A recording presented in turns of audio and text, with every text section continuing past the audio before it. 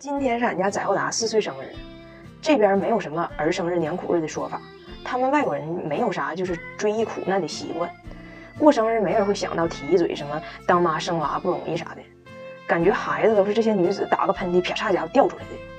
不过这样也行，那些辛酸往事吧不提也罢。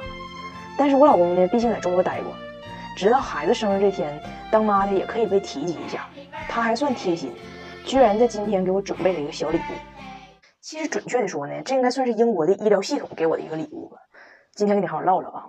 就去年我老公因为打呼噜让我给撵出去，俺俩分居了能有1个来月。哎妈，那1个来月我过得才好呢。要想夫妻不离婚，1年分居即冻春，这是我跟你分享的心得，你别跟别人说啊。这个不是我矫情啊，他这呼噜打的呢，不是说声大声小的问题，用我的话形容呢，就好比野狼哭白火，他凄惨，他悲怆，他的哀嚎荡漾。你听他打呼噜，你不是简单睡不着觉的问题，你就会半夜突然间想坐起来，往地上倒一壶酒，然后起来跟他哭一场。完事他就去社区诊所去看去了。完3个月之后呢，社区诊所给他安排上医院住了1晚上。就他还有其他3批打呼噜的野狼吧，算是1批英格兰的，1批意大利的，1批印度的，完还有1批加拿大的。狼群还挺杂，4匹狼晚上一起哭白火，完事都给身上贴一圈小线儿，拿仪器观察你晚上到底咋回事。完后半夜印度那个还让英一家3狼给哭走了，说实在忍受不了在这种环境下入睡，放弃治疗了。完你被观察1晚上之后，你就回家等结果嘛。结果半年过去了，俺俩也没等着啥结果，把这事都给忘了。后来才知道他们把这个诊断结果给邮错地址了，也就是说某年某月的某一天，不知道哪个街区的哪个老谁家的小谁收到一封莫名其妙的信，不明不白的被诊断一顿自己为啥要哭白火。完2个月以前呢，终于来了一封信，这上边写着根据他们的观察，我大胖媳妇睡眠的时候呼吸有什么困难有啥的。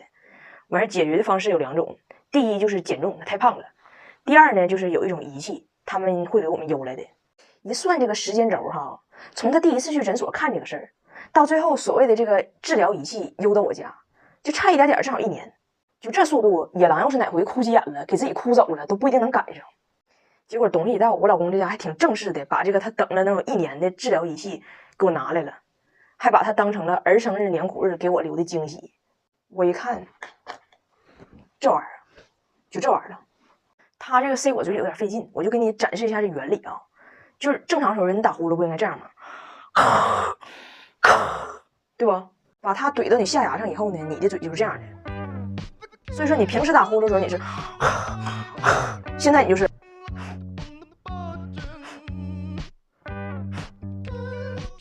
这样的。别说呼噜声是真变小了，就是有点口干，完事有点肺刘海。哎，就你们凭良心说，就我们等待了1年的治疗仪器，是不是有点太先进了？